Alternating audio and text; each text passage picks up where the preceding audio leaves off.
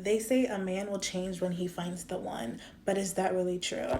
Hi, my name is Precious and one of my bachelor's of sciences is in psychology. Let's talk more about this. Here's a breakdown as to why change isn't really about you, but rather about them. Society and media often push this narrative that love can transform people, which push this expectation, especially in women, that if they're special or valuable enough, that their love can change the man that they're with. This is rooted in attachment theory, where people seek out emotionally close relationships that fulfill their need and desire for security, affection, and love. The truth is, women are and have been socialized to attribute their self-worth to their relational success. The desire to be the one who prompts change, especially in relationships with an individual, is an external way to validate your self-worth, which makes it harder to realize and recognize that change is actually an internal self-driven process.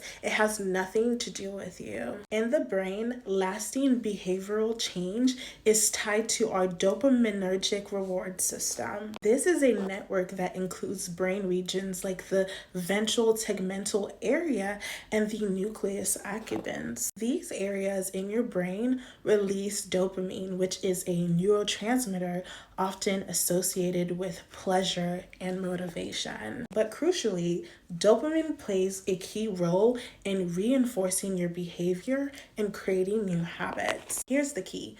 Dopamine-driven behavioral change is actually much more effective when the change is intrinsic, which means it's coming from within, rather than extrinsic, which is dependent on someone else, or in this case, a romantic partner. When someone chooses to change based on their personal goals, their genuine need for self-improvement, the brain reinforces these behaviors more strongly. This is actually because internally motivated goals are actually in alignment with self-determination and agency, which are powerful drivers of sustainable change. Research also shows that changes motivated by someone else, so let's say a partner's expectations of you, don't actually activate the same intrinsic pathways. Instead, these actually trigger temporary behavior modifications that fades once the external pressure has faded. This is why someone can make an attempt to try to change for a relationship, but the old habits start to slowly and surely come back unless they choose to make the personal decision that they don't want to make those same habits again. Another crucial area in the brain that is related to behavioral change is your prefrontal cortex, specifically your dorsolateral prefrontal cortex, and also your ventral medial prefrontal cortex. These brain regions are involved in self-regulation, long-term planning, and executive function. Mind you, these are all important when trying to make conscious decisions and trying to or attempting to resist impulses. Lasting and effective change requires someone to activate these self-regulation networks and consciously make their goals. And it also requires for them to evaluate their efforts and their actions